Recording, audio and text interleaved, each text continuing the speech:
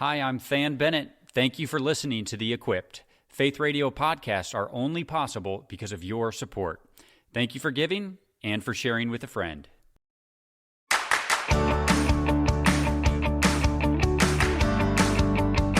You are the declarer.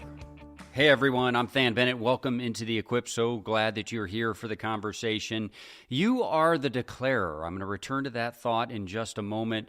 We're also going to discuss headline news, including a set of redistricting wars that are taking place all across the country. We're going to talk mail order abortion at the Supreme Court of the United States and more clashes in the Strait of Hormuz. Those will be the three leading headline stories that we will discuss in just a moment. But you know this drill. We don't discuss headline news without first posturing ourselves on truth, standing on truth. And then at the end of our time together, when we come to the segment that we call the beautiful segment, we will close our time by posturing ourselves in beauty. This week, we're going to be talking about how the beautiful things in your life sometimes require zooming in to take a close-up view. We will turn to our attention to that at the end of our time together, and of course, there will be an image that accompanies that segment of the broadcast. If you did not yet read this week's email edition of The Equipped, you can find that image at theequippednewsletter.com. Just click on this week's issue and scroll down to the bottom. You will find that image provided by my wife, Brooke, and we will turn our attention to it at the end of our time together today. But let us do as we always do. Let's begin by posturing our hearts on truth, by standing on eternal truth with a capital T. Let's return our attention to this question. What do I mean when I say that you are the declarer that is right now on the true? This week is the 75th National Day of Prayer. It is a rather significant National Day of Prayer because it coincides with the 250th birthday of the United States, and as communities all across America gathered this week to commemorate and to pray, we were doing so under this overarching theme that we find in 1 Chronicles 16:24, where it says, "Declare his glory among the nations, his marvelous deeds among all peoples." I had the privilege of being the master of ceremonies for the gathering that took place in Salisbury, Maryland this week. My good friends in Salisbury, love that community, was so privileged to be with them. And I shared with them just a few thoughts around this verse. Again, let me read it. "Declare his glory among the nations, his marvelous deeds among all peoples." This was a prayer breakfast gathering, but I really felt like that verse could have been straight from our community's conversations here at The Equipped. It's certainly a theme that you and I have discussed on a number of occasions, and I wonder if you noticed the passage's nod to one of our core themes, to one of our core goals, to one of these conversations that we have on a regular basis. And I bet that you probably did, because this is something that is really becoming, I think, an ingrained habit for us. We are always recognizing when Scripture is pointing us to this truth. It is that the goal is to always bring God glory. All that God has made, including you and me, all of creation, all of it is made for the express purpose of bringing God glory. We serve a God that's done mighty things. He wants those feats, those acts of tremendous, magnificent power, those things that bring him fame. He wants those things to be known among the nations. He's a jealous God, and he desires that nobody should perish. We find that truth in 2 Peter 3:9. But his righteousness demands that his glory, not ours, be the ultimate end. It is all about him, it is all for him, and it is all due him. But here's the part of this truth that you and I talk about on a regular basis that is really, truly amazing. We serve a God who, while emphatically insisting that it is all about him, he has chosen to assign you with a critical role in that ultimate plan. He could have achieved this goal of bringing glory to himself on his own. He could have done it by divine fiat, but he chose to entangle his glory with you. He chose to stoop low in order to give you a starring role in that goal, in that story that he is writing. He chose to be with you. You are not just an uninvolved bystander. You are not just a passive observer to this cosmic story that he is authoring. You have an assignment. You have an irreplaceable mission. You have a mission that is valuable beyond words. And I'm wondering if you saw it in this passage. Did you notice? What is your role in this passage? Let me read it for you again. Declare his glory among the nations, his marvelous deeds among all peoples. You, my friend, are the declarer. While it is God's glory that is to be spread to the nations, and while it is his mighty acts, his marvelous deeds that is going to be told to all people, it is you who will tell them. It is from your lips that this magnificent truth is to be made known. It is by way of your declaration that God's perfect and holy mission and his mandate will be realized all across the earth. You are the declarer. And I can never really consider this reality without asking this question. And maybe there's a little bit of doubt in it. Maybe there's just a little bit of unbelief in it. But I can't consider this truth without asking this question: why? Why did God do it this way? Why did he risk everything, including his reputation, to call you and to call me into this role of being declarers? Why? And my friend, you've heard me say this before, but the full thread of Scripture is repeatedly clear about this. God did it this way, not because he had to, he did not, but because he wanted relationship with you. There are lots of different verses that affirm this. You've heard me quote Isaiah 34:21 a lot, but I want to point you this week to Ezekiel 37:27. It says this: "My dwelling place will be with them. I will be their God, and they will be my people." My friend, the glory belongs to God this week. It belongs to God yesterday, today, and forever. It will belong to God each and every day that you walk with him. But don't miss this. You are his dwelling place. And you, my friend, are the declarer. You are the one that transports the good news. You are the mobility for this magnificent story and for the mighty deeds of your God. You are the way in which your world is to come into contact with him. You are the way that the gospel of Jesus Christ puts on skin and bones, puts on flesh over that bone, over that framework of a story. You are the way that that story interacts in a tangible way with the world around you. And he did it this way because he desires relationship with you. The stakes are quite high. Those who do not yet know him need you. They need you to step into your role and to declare his truth to them today. You are the declarer.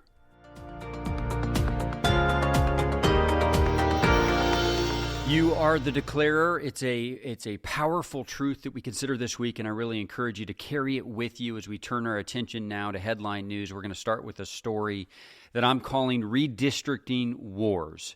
And it may, quite frankly, be soon be easier to list the states that are not in a redistricting fight than those who are. And that is partially because of a ruling from the Supreme Court of the United States this week that opened up a new avenue for redrawing congressional district maps in a variety of states. This ruling from the Supreme Court held that a narrower application of the Voting Rights Act would be permitted going forward, and it allows Louisiana to redraw its congressional maps ahead of the midterm elections that are happening this fall. The ruling also opens up the way for several additional states who might be impacted by this narrower interpretation of the Voting Rights Act to attempt to redraw their maps before the new election, before the midterm election, and according to this new criteria of the act that the Supreme Court has now affirmed. There was already a long list of states that were engaged in redistricting efforts. We have covered this story in recent weeks, but both Democrats and Republicans in states that they hold a majority of the state legislatures are seeking a political edge. They're seeking a political edge in the race for control of the U.S. House of Representatives wherever they can find it, and this ruling from the Supreme Court this week will likely expand that list of states who are engaging this effort rather significantly. And so as we zoom out and consider how we as Jesus followers should interact with this story, first, it's just a little bit of analysis. Just 6 months before the midterm elections, it now appears that congressional maps are actually moving farther away from being finalized rather than closer. And we have discussed this before, but it is very typical for states to redistrict, to redraw their congressional district lines once a decade.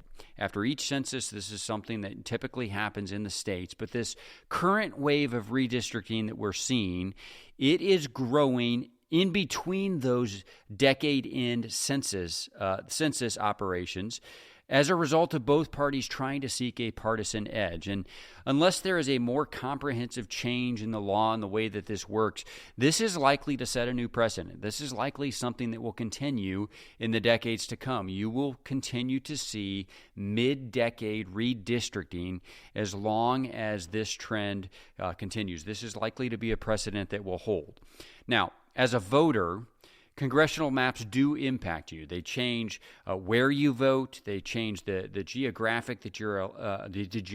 that you're electing a leader for. They change the candidates that are on your ballot, and ultimately they can change how you are represented in the federal government. And so there is substance to this particular story, to this particular debate.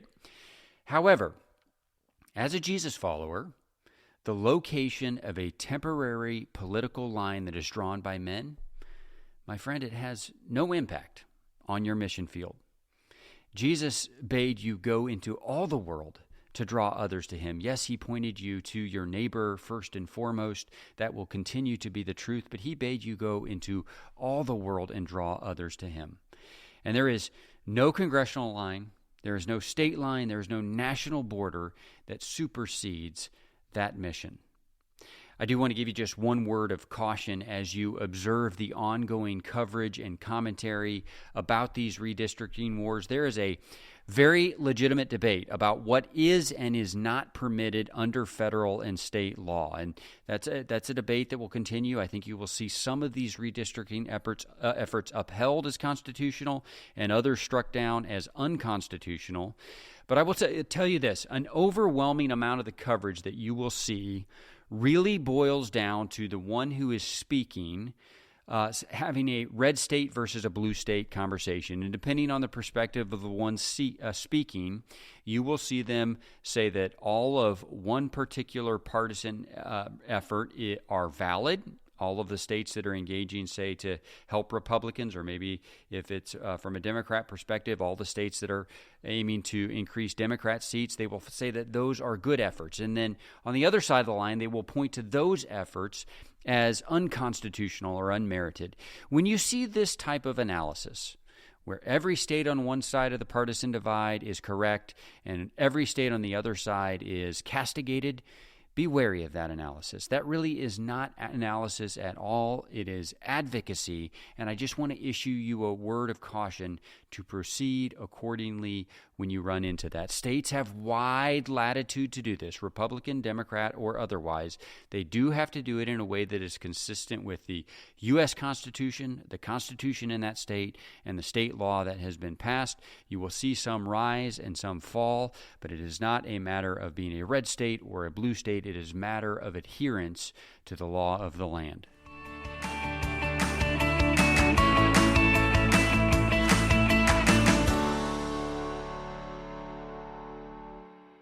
Hi, Faith Radio family. Thann Bennett here with a special invitation for you.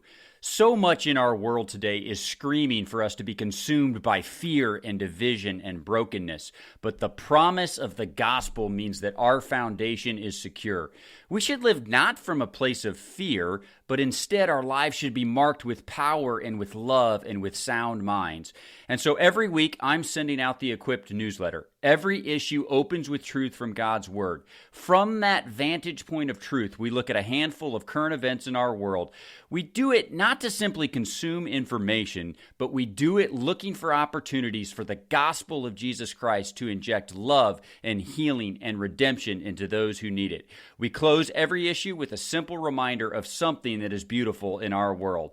I want to invite you to join our community. You can sign up at theequippednewsletter.com. That'll trigger an email back to you. Just click to confirm. Again, it's theequippednewsletter.com. I'll see you there.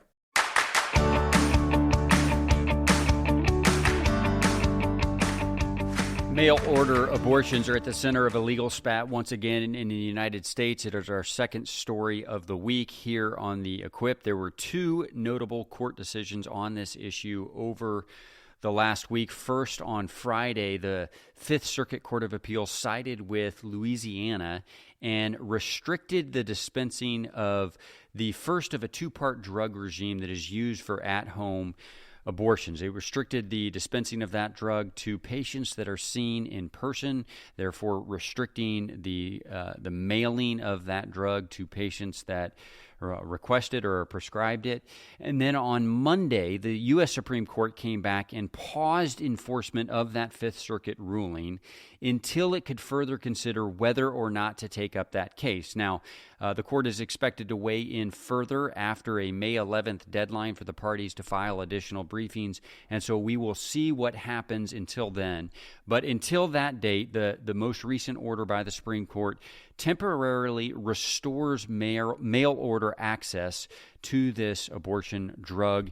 And again, pending that May 11th deadline, the court may engage again, and there may be additional changes to that status. You know, this is a debate all around the abortion issue that, of course, runs very white hot in our country and around the world. And quite honestly, it's very easy to understand why, because it centers on a fundamental moral issue of right and wrong. Now, here in the Equipped family, we are committed to, we are endeavoring to together be devoted to truth at all costs, even on very controversial issues, even in the midst of white-hot debates. But we want to do it in a way that draws others into a relationship with the Almighty and into a devotion to being seekers of truth, regardless of whether maybe our past understanding of truth has been in line with that truth or not. We want to be devoted to truth with a capital T. And in order to do that, it is going to be important to interact with a story like this one in a way that aims for flourishing rather than vanquishing. It is more important to be aligned with truth than to be revealed as correct to someone you are having a debate with. And so let's interact with God's Word a little bit in this story and make sure that we are aligned with truth. Now, first of all, I would point you to Psalm 36:9. Life is a gift from God. Plain and simple, life is a gift from God. And the giver of life went to great lengths to form you intentionally and specifically while you were still in your mother's womb. I would point you to Jeremiah 1:5 and Psalm 139:13 through 18 for that truth. You can find that linked in the Equipped, the newsletter version of the Equipped at theequippednewsletter.com. Now, there is an awful lot about the miracle that takes place inside the womb that is beyond our understanding, but what we do know about in utero life, it is simply amazing. And I just want to share maybe my favorite of these facts. I don't know. My favorite fact about the way that the baby develops inside the womb is probably constantly changing. But this is my current favorite fact about life that develops inside a mother's womb. When a mother is pregnant with a daughter, when the baby inside a mother's womb is a female, she is also carrying, by the time she gets to the midpoint of her pregnancy, she is carrying the promise of her future grandchildren. because that baby at that point of gestation already carries a lifetime supply of eggs inside her body, which is still in utero. So at that moment of pregnancy, there are actually 3 generations present. There is mother, which will soon be grandmother. There is the baby, which is the second generation yet to be born. And then there is the grandchildren, the eventual grandchildren of that expectant mother that are present inside the body of that still forming baby inside the womb. 3 generations present at the midpoint of a pregnancy. If that is not miraculous, I just don't know what is. Now, the beauty of that miracle can quickly fade away when we turn our attention to the legal battles over legislation or litigation in this area. And as I conceded a moment ago, those are merited debates. Those are debates that I care a lot about, that I've spent a lot of my career involved in. And they're important because the society's laws should reflect truth with a capital T. Even so, I think it is very, very easy for we as Jesus followers to be wholly consumed by those debates to the point that we are distracted from serving those who are most implicated in these issues. And so as you acknowledge the gift of life that takes place inside a mother's womb, and as you pray that the legal environment would reflect the value of that gift, I also want you to be very intentional about considering how you might serve the widow and the orphan. James 1:27. There are opportunities to do that all around you. But I want to give you one additional invitation. If you want to go big in this regard, if you want to answer the call to serve the widow and the orphan, I want to invite you to consider the work that Brooke and I are privileged to lead at A Fearless Life. Very simply, our mission at A Fearless Life is to find and fund an adoptive family for every foster child in America. You can find more about that work at afearlesslife.org. We are always looking for both members but also families that would step forward and say, I will do this. I will adopt from foster care. I will embrace the joy of life and serving both the widow and the orphan. Again, you can find more at afearlesslife.org. But here's the reminder today. Life is a gift from the giver of life, and you get the privilege of running to those in need.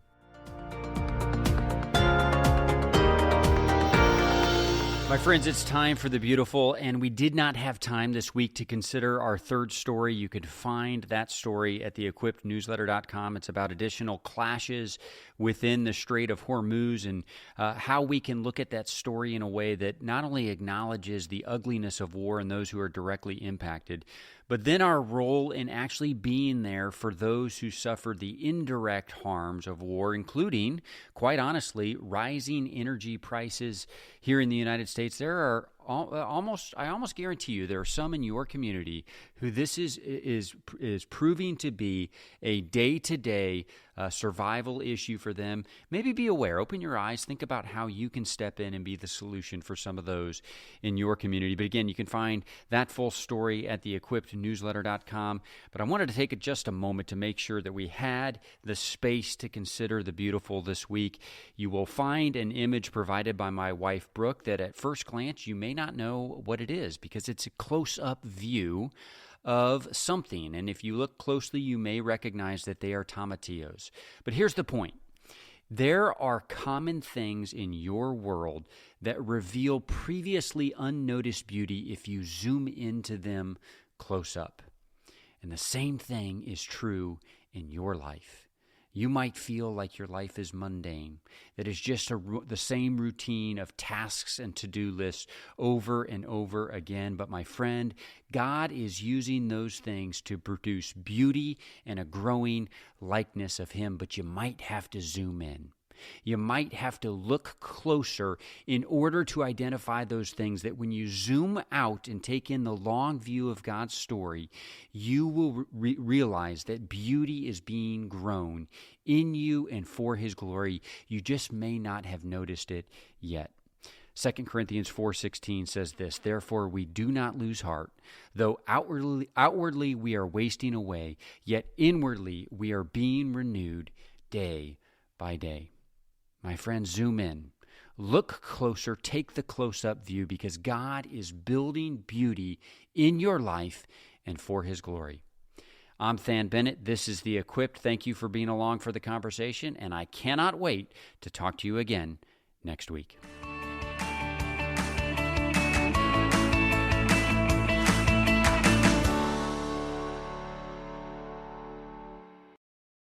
Thank you for listening to this conversation from The Equipped.